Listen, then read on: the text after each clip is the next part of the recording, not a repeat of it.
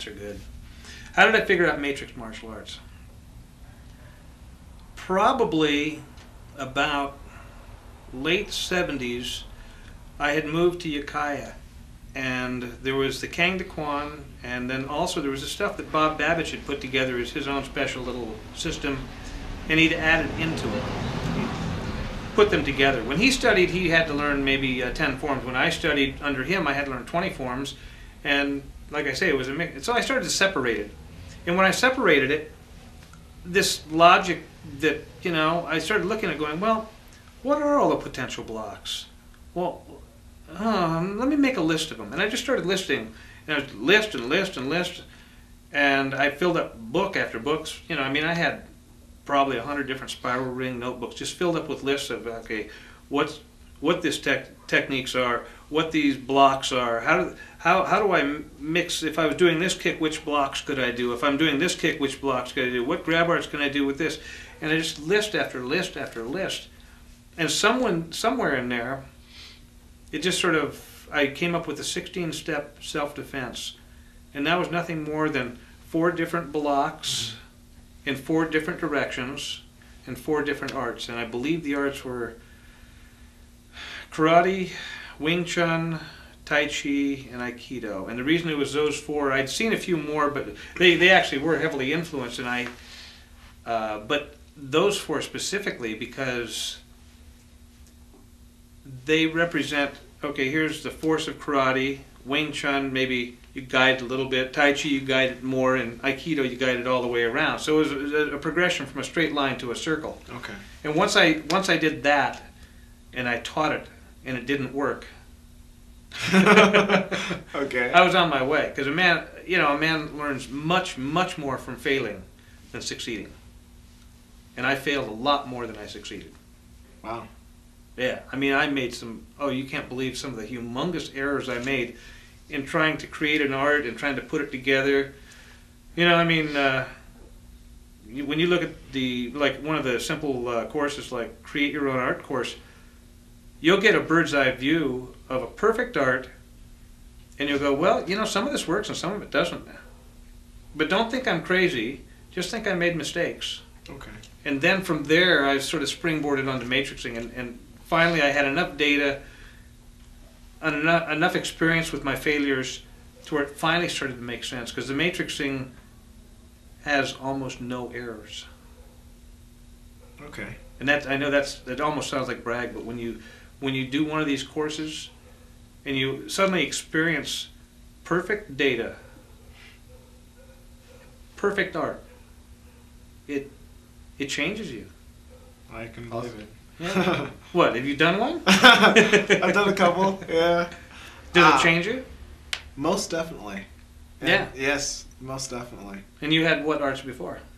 I'd had ninjutsu, I'd had taekwondo, and I'd had it was a free form of karate. It was like a mixture of a bunch of different types of systems, all put into one, and a little bit of tai chi.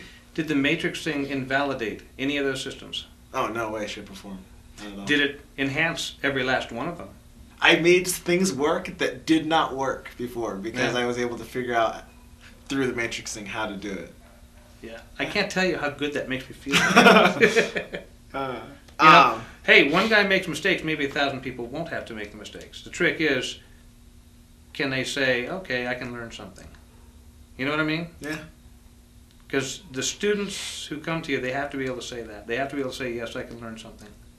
If they can't learn something, if they think their art is best and there is no other, matrixing is probably not for them. Okay. You know, some other time, when they're, a different place in their life and they're willing to say, maybe I'm human after all. Then from your vantage point, or your experience, what would be the best progression of arts, like from what to what? Well, the first thing, of course, is always study what you want to. Study what pulls you in. Okay. If I had a raw guy, he actually did not have that.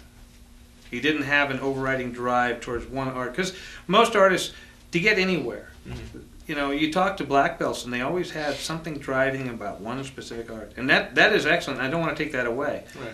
If you were to say, well, in a perfect situation, how would you do it?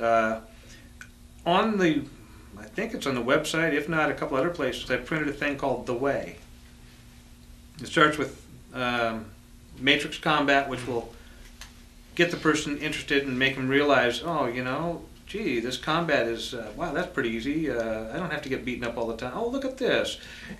It'll reduce it to something that can be analyzed and handled, as opposed to just, you know, getting crap kicked out of you for 3 or 4 years until you can finally fight back. Right. Which is the way some schools actually do it. That's the way I was trained. Then I would say Matrix Karate, because it developed power. Okay. Matrix Kung Fu, because it teaches you takedowns. It also starts flowing motion, and it takes into account all possible motions, especially for grab arts, locks, throws, projections. It's my favorite art. It is. It's really an amazing little piece of work. After that would be the weapons, because it's all based on monkey boxing. It's like an extension of monkey boxing. It's like, gee, I had a perfect art. What could be more perfect? Oh, this.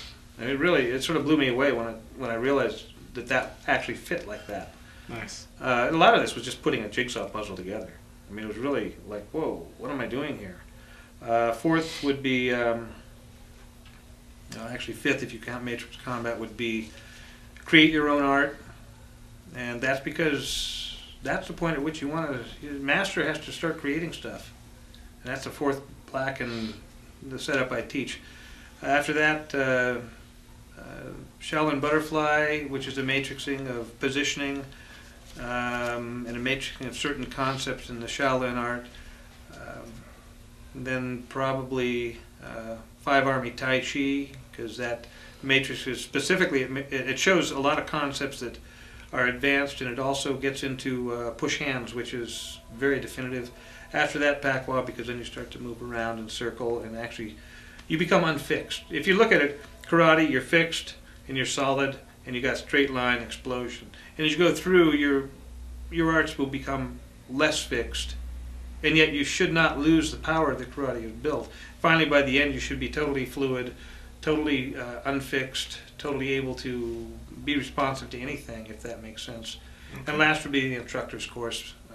Although quite honestly, teach it. Some people should study the instructor's course first, because that's the data on how to get people to really understand. When you come across the 6 secrets of the how to make a technique work, that's sort of a mind blower, because it's so simple, and you go, oh, I learned that a long time ago. I know that, and all of a sudden to put it together with the martial arts, you go, oh.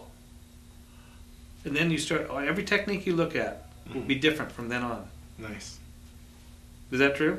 Yes, most definitely. Good. Thank you.